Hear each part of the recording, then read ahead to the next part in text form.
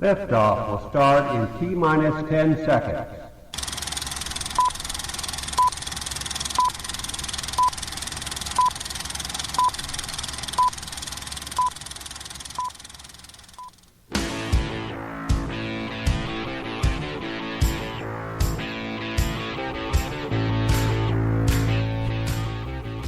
Hey everybody, this is Evan and John, and you're listening to the Boomer and X Show.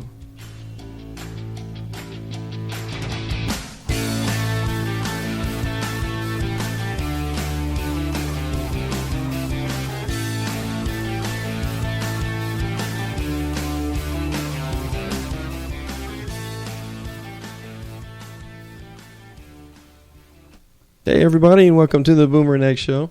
What's up, y'all? I was lost in reading there for just a second. All right. So anyway, thanks for joining us for this installment of the greatest podcast you are currently listening to. Yep, yeah, that's what it is. Tonight's show is going to be a little bit shorter than some of our others because we're just going to do a little quickie for our sports fans out there, and we'll be back with something longer probably. Well, because you want to make sure we talk about the Belmont before it happens, mostly, right? Correct. Yeah. I do want to talk about that, and we're gonna throw in some NBA Finals. A little bit of NBA Finals. We haven't. I do not believe we hit them yet. I don't think we've talked about it at all. Yeah. So we're going to talk about the NBA playoffs, the finals, the two teams that are there, how they got there. Yeah. And I'll let you tell me who you think's going to win and why. But before we get to that, I just looked up a news story, and it has to do with your hometown is mentioned in it. Yeah, they won the best southern city? Small town. Best southern small town. They beat out other southern small towns. I really hadn't heard of many of them, so I guess they're small enough to have not. Now you saw this. Many. You saw this, and you went and voted some days or weeks back, right? Yeah, and you were supposed to vote every day, but I only voted I think 3 or 4 times. Okay, so I wasn't much help, but they won. But you haven't been to these other towns, but you voted anyway. Oh yeah. What if one of those other towns is better? Well, they should have had people to vote for them. I've been to a couple of the Dahlonega, Georgia, in the mountains of North Georgia, is a very nice small town. And Eureka Springs, Arkansas, Hey, I've been there. Came in at number 6. Dahlonega came in at number 4. Some other ones. What was second? Abingdon, Virginia. Never heard of it. Never been there. I would think the mountainous region would be high on the list instead of halfway. And actually, as I look through this, and I don't see anything in North Carolina or Tennessee, which is kind of surprising. But anyway, Natchitoches, Louisiana. It's the oldest city in Natchitoches. It is the oldest city in Natchitoches. Oh, no, it's the oldest city in Louisiana. I'm sorry. That is correct. In fact, it's the oldest city in the entire Louisiana Purchase. Really? Yes, which cool. Takes up half the world. Yeah. Let's see. It's got a lot of tourism there. I don't know about these other little places, but I'm guessing Natchitoches has, just judging off of the Christmas Fest, how many people show up for that? Well, the Christmas Festival is big, and it turns a town that normally has a population of 12 to 15,000 into a population of 100,000. So there is that. But one thing mentioned in the article is it's still drawing fame off of the movie Steel Magnolias. Oh yeah, which came out at 27 years ago, I think, in 1988. You told me a little story one time about you had a job that sort of allowed you to talk about. Well, it was a little pedicab rickshaw type thing. Actually, it was a music store that I worked at, and the owner decided to do bike tours too. Well, one of the things I would do is I would actually take them to, Trudy. Yeah. The hair salon. Right. No one really goes on that tour or no one takes you to that house because there was a murder there. Really? Yeah. Before the movie was made? I don't know the timeline. I'm probably after. Okay. But I know there was a murder there, and the horse people that do the horse tours, they don't take them by there. Also, it's out of the historic district. Right. So I would take them there.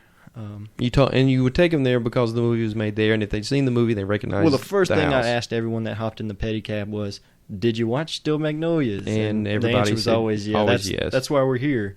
And so I would let them know, all right, the place over here in this scene at the end of the movie, they added all these flowers and stuff, and that's why it doesn't really look like you think it should look. Right. Yeah.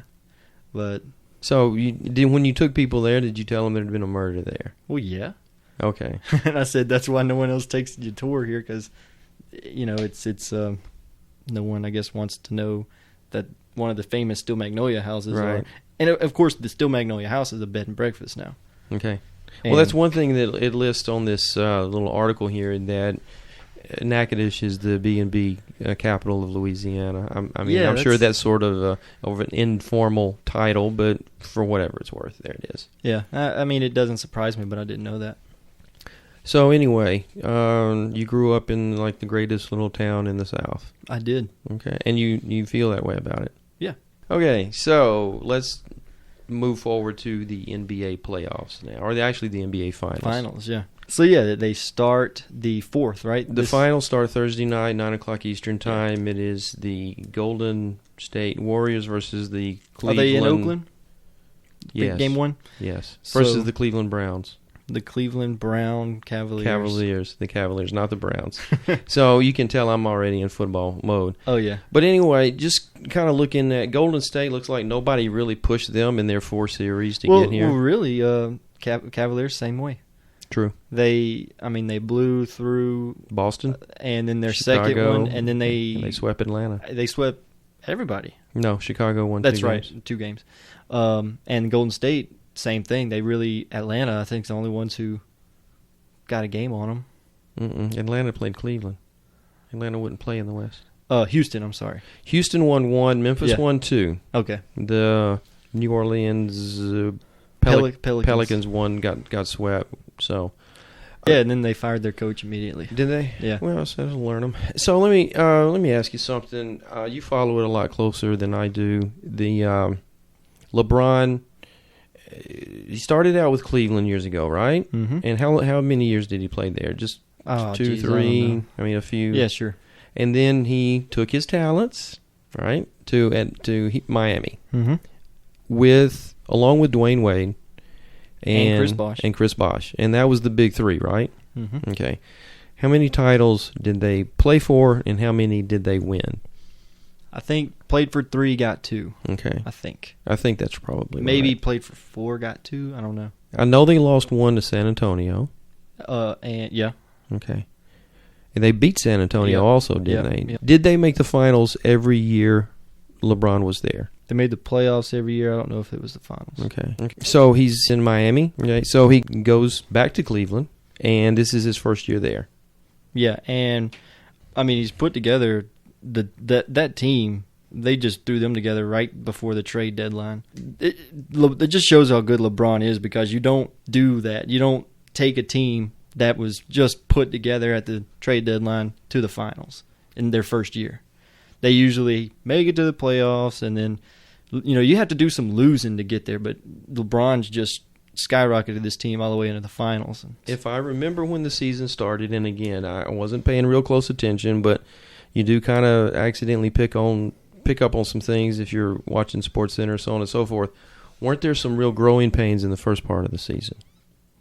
Oh, well, actually, he's kind of had his worst season yet, really, when it comes to stats. No, I meant the team. Wasn't there some... Well, yeah, because they're a brand new team, essentially. Right, okay. And that always happens. So there were some problems. Same thing in Miami. They didn't do well the first year, and you're not supposed to do the first year. But this is his first year, and they're in the finals. And they're in the finals. Okay, and but they started out kind of rough, right? Yeah. Okay, the first that's few totally weeks. Normal. I don't know. I guess they got in their groove. So he has 2 titles under him. So the question is, may not be a question to you, may not be a question to me, but it comes up in conversation. Is LeBron worthy of being mentioned in the same breath with MJ, Michael Jordan? Yeah, well, definitely. I mean, MJ definitely had less hurdles, I think, to jump over. For instance, he wasn't given a crap team his starting out. And, I mean, once he got Pippen, it was over. They just rolled with it. Because they got 3 rings. Then he retired 2 years, 2 seasons. Right. Then came back and won 3 rings. I have a little something about those 2 seasons. So he retired the 2 seasons, and so he was gone. He could have gotten 8 rings if he would have stayed, I bet. Okay. So maybe, probably. So he has 6. Possibly. He ended up with 6, and I don't like the LeBron MJ comparison because unless they're playing 1-on-1, you can't compare them because it's the team, team who played. I get it. I just thought I'd throw it out there because I know that is a conversation. Now, since you bring it up, I think that would be something cool to do, a one-on-one showdown instead of looking at stats and picking out MVPs. You know how they pick the MVP now? I know they've done this with computer simulations. They've taken football teams from one era, and they've played them in the computer teams against other eras that they never actually met on the field, but they somehow wrote a program to compare them, and they ran it, a few thousand times or whatever, and came up with a consensus. Maybe somebody could do that with the Bulls and the... Oh, definitely, and the Bulls would win. And you mentioned a while ago that the Bulls missed 2 championships while MJ was off playing baseball or gambling or playing golf or whatever the hell he was doing. I happened to be living in Houston in the mid-'90s when the Rockets won those 2 titles. And that was really the last time I followed the NBA very closely. Hakeem Olajuwon was the center. I couldn't tell you much about, I think the first team, you had Kenny Smith, you had Mario Elie, you had Robert Horry, I believe. But for the second title, Clyde Drexler came along, and he had played with Hakeem in college at the University of Houston. They're reunited for a championship run again sometime in the mid-'90s, and so they were able to win them an NBA championship together. I was living there. It was pretty cool. It was interesting. It was fun.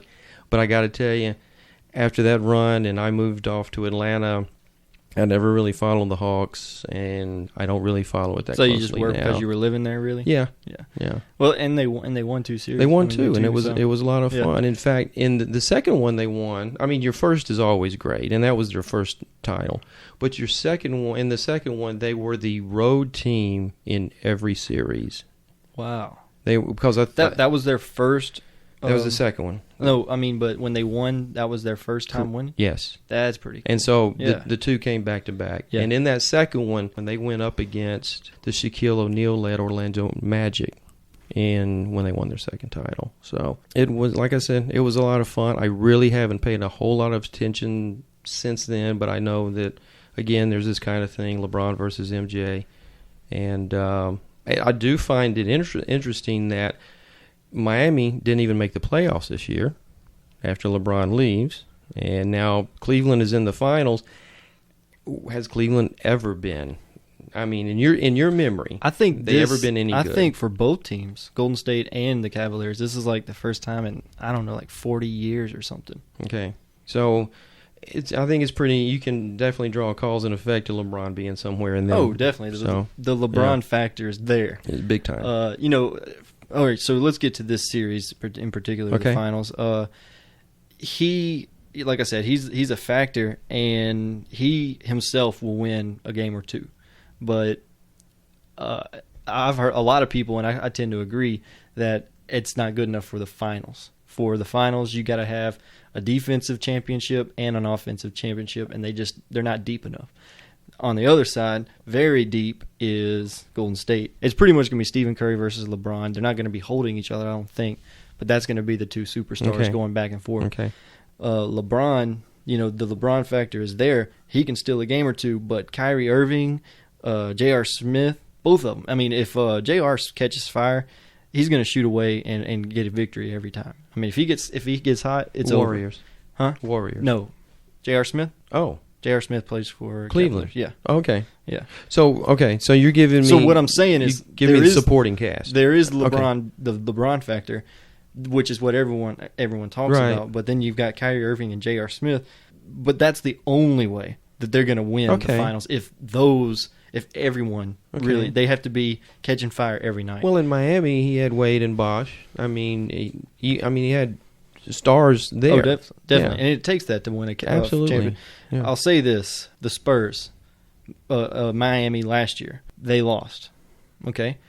That Spurs team was as good as this Golden State Warriors team. The Cavaliers team is not as good as that Miami team. Okay. and that's why I'm going to go with Golden State. You say Golden State wins? Yeah. 6 games? 6. Okay. Golden State in 6. Yeah, especially because in Oakland, man, with Steph Curry when he gets hot and that crowd, I mean, you know the Oakland Raiders, their fans, same people are going to these basketball games. They're just insane. If you're there in Oakland and Steph Curry even catches any kind of heat, it's over. Okay. Well, I'll tell you what, I'll pay attention this year. Yeah, you're not gonna make any predictions. No, oh God, no. I mean, I wouldn't. I would just be pulling a name out of my butt. I won't make a prediction, but I'll pay attention. And I know that since it doesn't start until Thursday night, and they like to drag this stuff out as long as possible, then I know it'll still be going on when we do next week's episode. So that's true. Touch on it then. Tell me this: do you think, because it's Golden State and Cleveland, these aren't big markets? No. Do you think it draws well from a viewership standpoint because of LeBron? Yeah, LeBron's got worldwide fame. I mean, he's got, because they play over in Europe a lot, right? And so they have he's going to pull from everywhere, and which is obviously why they do that. Yeah. Okay. And I think it's working more for the NBA than it is the NFL. I think for a lot of reasons it works more because for the NBA. Because they pull a lot of players exactly from over there. They get players from over there. It's just not going to happen in the NFL. You have to establish a team over there that's going to stay and do normal games, not just two or season. But there's a way to play basketball in Europe that is good, high quality, competitive basketball. There is no such thing as football in Europe. So you're not going to pull players from over there because guys aren't going to run around playing soccer and then all of a sudden cross the ocean and become NFL football players. It's just not going to happen. The Olympics for basketball is always a joke. Well, I tell you what, the first time the USA put together the Dream Team, I mean, it was a joke. But there have been competitive teams put together recently. I mean, I couldn't name them for you, but I know there were competitive teams put together. Not all of them. I mean, a lot of them suck. But there were some pretty decent teams that were put together. But still, there are quite a few Europeans playing in the NBA right now. Oh, yeah. Name me a European playing in the NFL. European in the NFL? Exactly.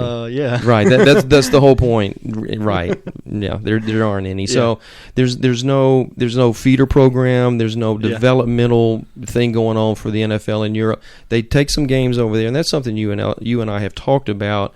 They go play these games in London. They may even, I think they've got one coming up in Germany. I think from a standpoint of getting players, it's pointless. If they're going to get viewers, I don't know. I guess time will tell. I don't think that's going to work either. I don't either.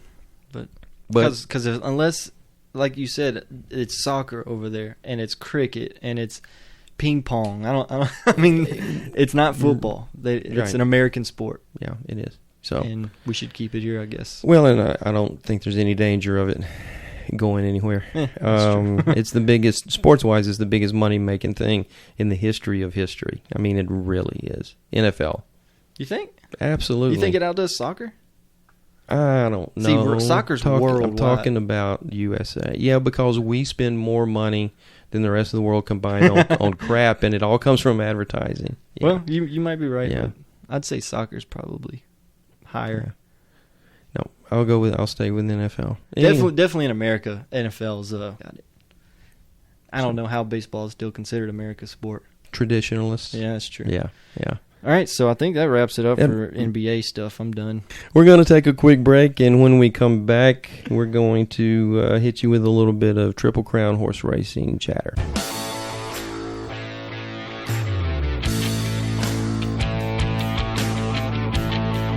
What is up, guys? I am John from Bushy Gaming, and you are listening to the Boomer and X Show. I want to encourage all you guys to head over to my gaming channel on YouTube. It's Bushy Gaming for all the latest Call of Duty news as well as some epic gameplays. Also, in the very near future, I will be uploading content of other games as well, so you guys be on the lookout for that. Also, be sure to follow me on Twitter at ZBushy. That's capital Z, capital B-U-S-H-I-E. You guys can also find me as John Busher on Facebook. I appreciate all the support, guys, and don't forget while you're at my channel to hit the like button as well as give me a subscription. Peace out.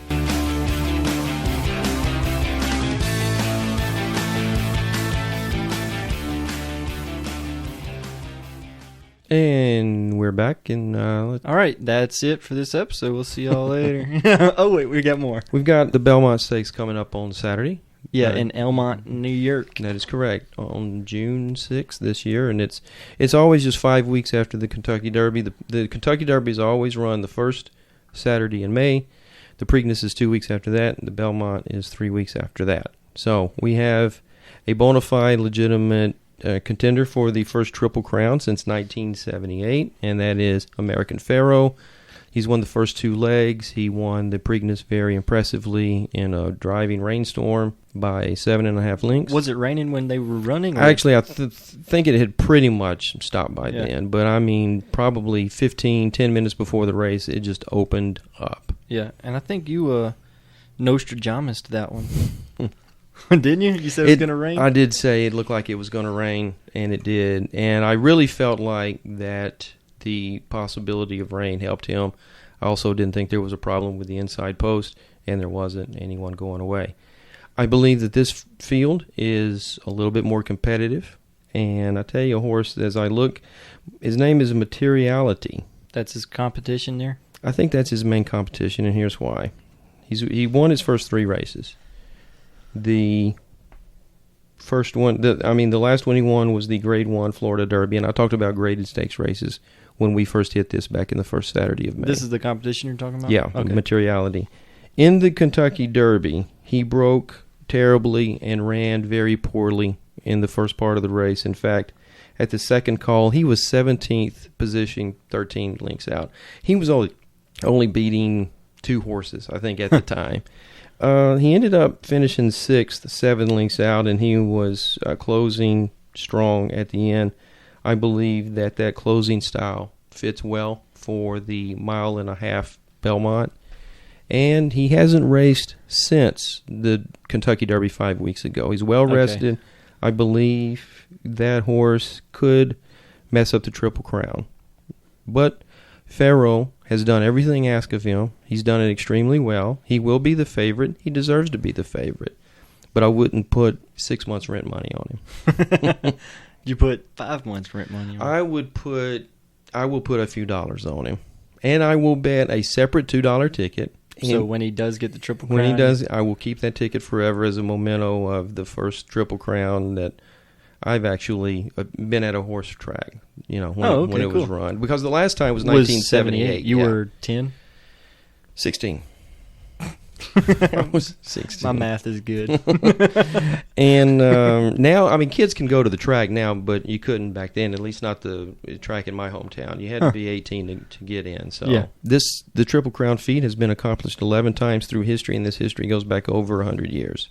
It's a feat, to say the least. It is very difficult to do. A question I had, and I'm not a huge horse race fan, so after the Triple Crown, I know they can only run these 3 races once because there's an age limit. It's for 3-year-olds. Only. Yeah, right. And that is correct. After that, what then? Well, racing continues across the country just like... as far as, not races, but as far as prestige, like awards you can win, like the Triple Crown, that's a huge deal. What else is there? Well, first of all, there's nothing from a prestige standpoint that is going to match the Triple Crown. Nothing. Okay. Not anything they can do. Now, there are plenty of Grade 1 stakes races to be held at certain tracks throughout the country. Certainly out in California, Saratoga, New York, which runs from late August to like the end of September or early October. Belmont Racecourse, Churchill Downs. There's plenty of racing to be had. However, from a prestige standpoint, if you win the Triple Crown, you've done the big thing. Now, from a money standpoint, something that's been going on about the past 25 or 30 years is the Breeders' Cup. And that's a series of races. Some of them are sprints, which is less than a mile. Some of them are turf races. Some of them are for fillies and mares only. Some of them are for 3-year-olds, and that's the Classic, the Breeders' Cup Classic, and I think it carries a purse of either $5 or $10 million. It is insane. So that's where the money is at. That's where the money is. The Breeders' Cup series of races that's held on 2 days during the autumn, like late October, early November, is more money than probably anywhere in the world, certainly anywhere in the United States. So every horse there is probably only running one race, and then that's it? Or? Oh, absolutely, because it's a 2-day event, and you're not going to run it back-to-back days. So somebody will go and they will aim at, say, the Classic, which is the 1.25 mile for 3-year-olds. What it's set up to be an autumn version of the Kentucky Derby, the Yeah. Breeders' Cup Classic. So that's where the big money will be. It will happen again in the autumn, right in the middle of football season. And So no one watches it. As much as I enjoy horse racing, what I do is I record that and I'll watch the races and fast forward through all of the stuff in between. Yeah, all that Because I'm watching football. Well, they have a lot of build up. I mean, it's just like when you go to the That's track. true, they do. You've got 30 minutes for the horses to warm up, and you've got A to 45-second run, and you're there waiting 10 minutes. you wait about 25, 30 minutes between each race. Really? Yeah. Yeah, Yeah. I guess that's right. You know, So there's- you'd skip through all that. Oh yeah, Yeah. yeah. It's football season. Yeah. So my heart says American Pharoah wins this. My head says materiality could mess things up. I know you're going to hold me to one prediction though, right? Yeah. My heart's always been bigger than my head. I'll go with my American Pharoah to win the first Triple Crown since Affirmed did it in 1978, 37 years ago. Funny, back during the 70s, it happened 3 times. The Great Secretariat in 1973, Seattle Slew in 1977, and Affirmed in 1978. Hasn't been done since. Yeah, and like you said, there's only, 11 times in the history of... Going back in these 3 all the way races. to 1919. Well, actually, these 3 races have been in existence since well before that. like Civil War times almost, huh? Shortly thereafter. Right. The first time somebody won the first 3 was in 1919, and that was Sir Barton. So I like that name. yeah, it's a good name. Sir Barton. Actually, the names are... That's my favorite part about horse racing. The names? The names. And the little bitty jockeys. It's a wrap. All right, that's a wrap. Shorty, quickie there, and we will be back the second week of June with... I think we'll be talking about some summer Yeah, we're going to have titles. Patrick Some- yeah. Neff back on and talk about the summer blockbusters. summer blockbusters And something else. and A surprise. a surprise. Sure. Yeah. Oh, we also have our website is in the building process. Yeah, it's in the works. And so it'll be very soon. We'll have a... I'm hoping that when we do the next episode, we can definitely tell people that it's there and Yeah, to go, and that go would to be and cool. take a look. That's the hope. Yeah. Yeah. But it's definitely in the works. So don't go there yet, but do go on our Facebook and give us a like. We always have our email, theboomerneckshow@yahoo.com. Follow us on Twitter at @BoomerandXShow. All right, that's it for this one. We will be back next week. Thanks for joining us. All right, see y'all.